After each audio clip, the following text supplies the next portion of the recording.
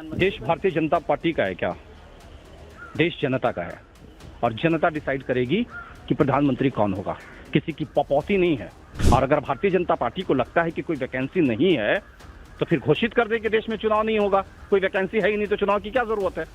और 2024 में पुनः वैकेंसी निकलेगी और इस बार देश की जनता माननीय मुख्यमंत्री नीतीश कुमार जी को प्रधानमंत्री के तौर पर देखना चाहती है। देखिए, एक वक्त था जब देश को सरदार वल्लभ भाई पटेल ने जोड़ने का काम किया था। हिंदू मुस्लिम के नाम पर लड़ाई लड़वाई जा रही है, बैकवर्ड फॉरवर्ड के नाम पर लड़ाई लड़वाई जा रही है। उसमें एक ही शख्स है जो देश को एक माला में जोड़ सकता है, वो बिहार का सरदार नीतीश कुमार जी हैं। एक फोरम पर हैं, एक साथ हैं और एक साथ आगे बढ़ेंगे। तो भारतीय जनता पार्टी जब तक ज्वाइन कर लेंगे, वो एक पता नहीं कौन सा वॉशिंग मशीन है बीजेपी में कि दाऊद इब्राहिम जाएगा तो वहां से भगवान महावीर का उपदेश देने वाला व्यक्ति बन जाएगा। बीजेपी के खिलाफ बोला तो भ्रष्टाचारी और बीजेपी के साथ चले गए तो सत्यवादी राजा हरिश्चंद्र।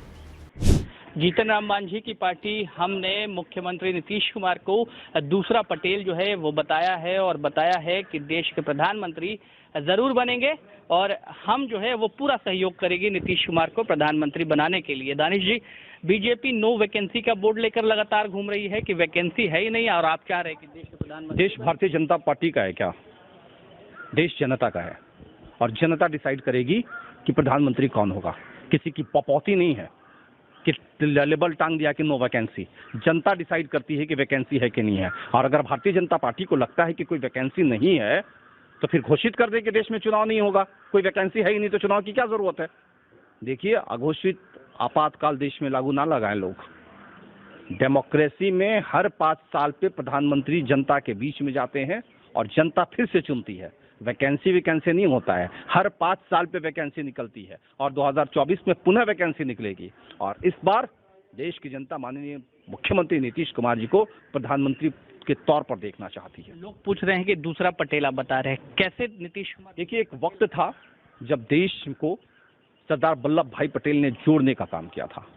आज के राजनीतिक माहौल में जिस तरीके से समाज को तोड़ा जा रहा है, हिंदू मुस्लिम के नाम पर लड़ाई लड़वाई जा रही है, बैकवर्ड फॉरवर्ड के नाम पर लड़ाई लड़वाई जा रही है, उसमें एक ही शख्स है जो देश को एक माला में जोड़ सकता है, वो बिहार का सरदार नीतीश कुमार जी हैं।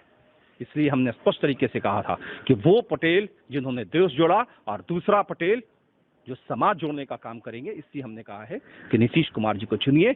यही वो नेता है जो 2024 में नीतीश कुमार कह रहे हैं कि सहयोग करेंगे, सब लोग को एक साथ लेके चलेंगे। क्या जीतन राम मांझी भी नीतीश कुमार के कदम में कदम मिला करके सबको एक साथ लाने? एक फोरम पर हैं, एक साथ हैं और एक साथ आगे बढ़ेंगे। नीतीश कुमार जी के नेतृत्व में 2024 में देश में एक सरकार बनेगी जो सामाजिक एकता की बात। पीएम तो कह रहे हैं कि सभी भ्रष्टाचारी एक हो रहे हैं, ये बात कह रहे हैं भाषण में अपने। तो भारतीय जनता पार्टी जब तक ज्वाइन कर लेंगे, वो एक पता नहीं कौन सा वॉशिंग मशीन है बीजेपी में कि दाऊद इब्राहिम जाएगा तो वहां से भगवान महावीर का उपदेश देने वाला व्यक्ति बन जाएगा। बीजेपी के खिलाफ बोला तो भ्रष्टाचारी और बीजेपी के साथ चले गए तो सत्यवादी राजा हरिश्चंद्र। ये भारतीय जनता पार्टी का ये जो दोहरा चरित्र है ना, देश की जनता समझने लगी।